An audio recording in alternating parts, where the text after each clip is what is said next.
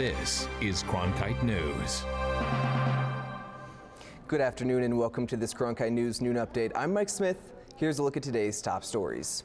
Arizona Representative Kyrsten Sinema is in Washington today. She's at a meeting of leaders calling for the passing of a proposed bill to deal with issues at the Department of Veterans Affairs. The VA Accountability Act would give the VA sweeping new authority to fire corrupt or incompetent employees.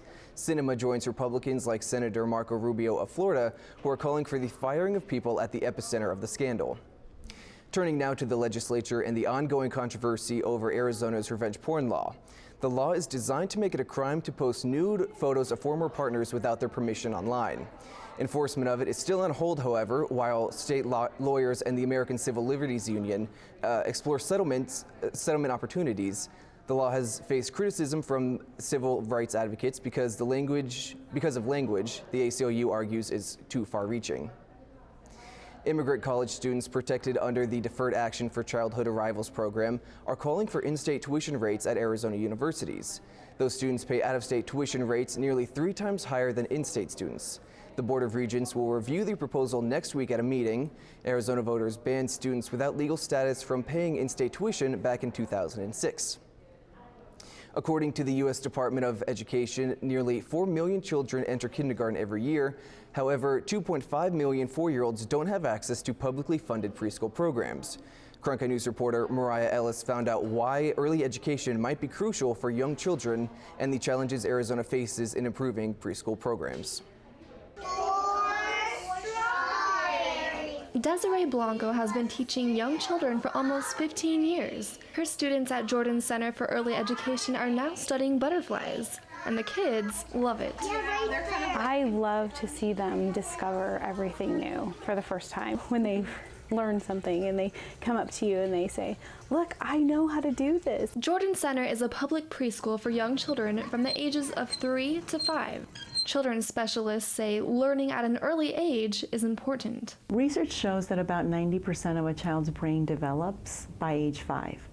And the quality of a child's early experiences really determine whether their brain will develop in positive ways that promote learning or in negative ways that make learning much more difficult. Although quality learning is important in early years, many children do not attend a public preschool. Here in Arizona, only 20% of children around the age of 4 actually attend a public preschool.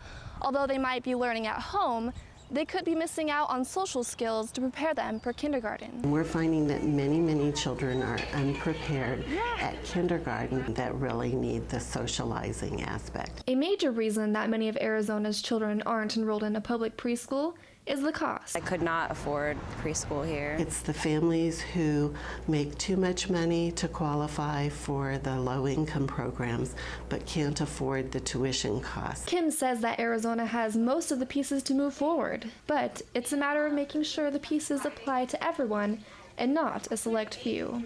In Phoenix, Mariah Ellis, Cronkite News. After receiving a $20 million grant, the state hopes to move forward to increase the number of children in public programs. And here's a look at what's coming up tonight at 5. Northern Arizona draws thousands of tourists each year, but a landmark that could be reopening 6 miles away from the Grand Canyon is causing controversy. We take you to the proposed uranium mine. And teens are smoking fewer cigarettes these days, but we look at the growing number of teens smoking e-cigarettes and the regulation loopholes advocates say are causing the problem. And that does it for this Cronkite News Noon Update. For Arizona's top headlines, head over to CronkiteNewsOnline.com. We'll see you tonight at 5 on Arizona PBS 8 HD.